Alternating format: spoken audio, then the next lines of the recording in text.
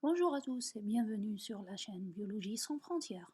Aujourd'hui, nous allons voir un nouveau chapitre qui est la physiologie du système rénal.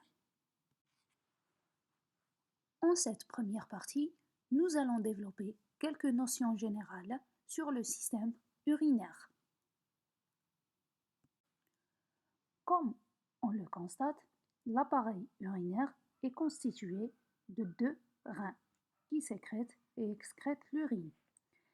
Des canaux excréteurs qui conduisent l'urine des reins jusqu'à la vessie, les calices, le bassinet et les urtères, ainsi d'un réservoir d'urine qui est la vessie et d'un canal évacuateur qui est l'urtère. Cet appareil contribue au maintien de l'homéostasie par une association de processus complexes qui comprennent la filtration glomérulaire des déchets à partir du sang, la réabsorption sélective d'eau et des solutés, ainsi que l'excrétion des déchets et de l'eau en excès dans les rues.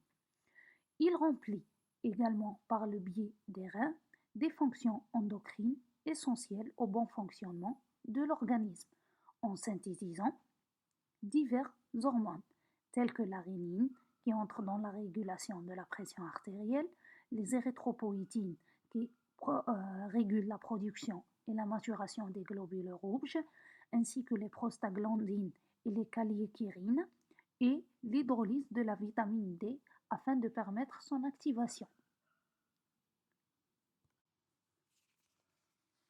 Sur une coupe sagittale du rein, on distingue en plus de la capsule conjonctive d'enveloppe deux régions. Une région centrale qui correspond au sinus et qui contient des conduits d'évacuation intrarénaux, le petit calice, le grand calice, le bassinet et des parts de l'urtère, ainsi que des vaisseaux sanguins et lymphatiques et des nerfs. Une deuxième région qui est la région périphérique et qui contient le parenchyme rénal.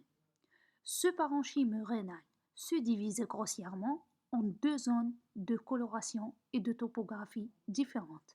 Une zone médulaire interne et une zone corticale périphérique. La médulaire centrale correspond au segment droit des néphrons et elle est constituée de pyramides de Malpighi. La corticale, elle est superficielle et correspond au segment contourné des néphrons et du corpuscule de Malpighi.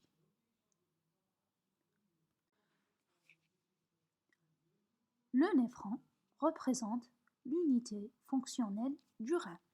Il est composé de plusieurs parties. Parmi ces parties, le corpuscule rénal ou corpuscule de Malpighi ou bien le glomérule, lieu de filtration du sang, qui contient la capsule de Bowman. Un système aussi tubulaire, qui est un tube ou tubule contourné proximal, la anse de Henle, le tube contourné distal, qui se vide dans le canal collecteur. Pour le tube contourné proximal, c'est le segment le plus long du néphron. Il est caractérisé par un pôle apical sous forme d'une bordure en brosse, un pôle basal caractérisé par la présence de striations appelées des bâtonnets. Donc, il s'agit d'invagination profonde et irrégulière de la membrane basale, dans laquelle se logent de nombreuses mitochondries. Donc, le tube contourné proximal est dit segment à bâtonnet avec brosse. Pour la anse de Henle, c'est une portion en forme de U constituée d'une branche ascendante et d'une branche descendante. Quant au tube contourné distal, il est constitué de néphrocytes caractérisés par des microvillosités moins développées, sans bordure en brosse.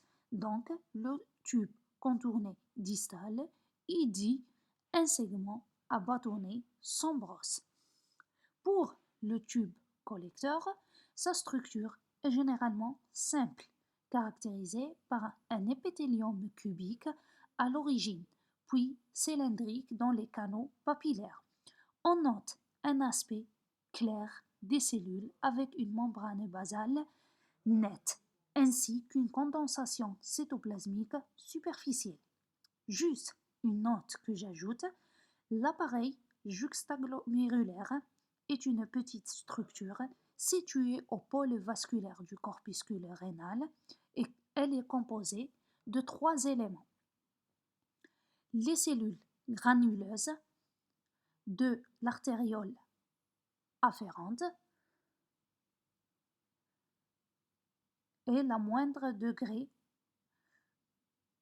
d'artériole efférente, la macula densa du tube contourné distal ainsi que les cellules du lacis.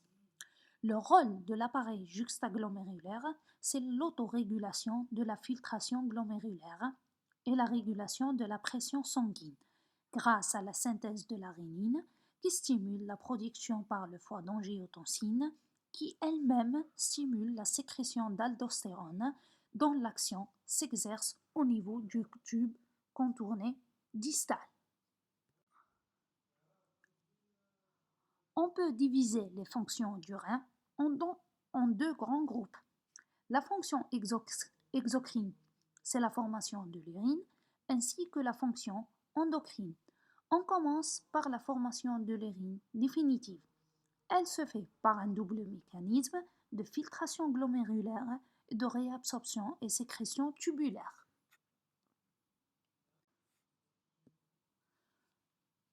Pour la filtration glomérulaire, c'est un phénomène passif à travers la barrière de filtration qui agit comme un tamis moléculaire et laisse passer toutes les molécules moins de 10 nanomètres de diamètre du sang du glomérule vers les tubules. À la sortie de la chambre urinaire, l'ultrafiltrat est pratiquement identique au plasma. Donc, le volume filtré par les reins est de 180 litres par 24 heures, alors que l'élimination urinaire est de 1,5 litres par 24 heures. L'autorégulation rénale maintient constant le débit sanguin rénal et la filtration glomérulaire lors de la variation de la pression artérielle. Donc, elle répond à deux mécanismes. Le phénomène physique de contraction artériolaire afférente en réponse à l'augmentation de pression et au rétrocontrôle tubulo-glomérulaire qui est un phénomène biologique conduisant à la contraction de l'artériole afférente lorsque le débit du sodium dans le tubule distal augmente, ce qui intervient en cas d'augmentation de pression dans l'arbre vasculaire rénal.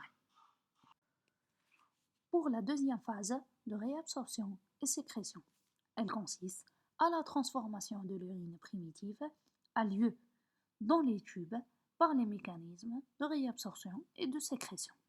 Dans le tube contourné proximal, 70% de l'eau et des sels minéraux sont réabsorbés, alors que les protéines sont complètement réabsorbées au niveau du tube contourné proximal. Ce qui est réabsorbé passe donc dans les capillaires prétubulaires. Au niveau de la hanse de Henle, la portion grêle descendante est perméable à l'eau, mais non pas au sodium. Il y a donc une concentration de l'urine. Quant à la portion large ascendante, elle est imperméable à l'eau alors qu'elle réabsorbe le sodium de façon active. Donc, il y a dilution de l'urine. Et par la suite, à l'entrée de l'anse, l'urine est iso-osmotique. Au plus bas de l'anse, l'urine est hyperosmotique et à la sortie de la hanse de Henle, l'urine est hypoosmotique. Le tube contourné distal est impliqué dans le contrôle de l'équilibre acide-base et la concentration de l'urine.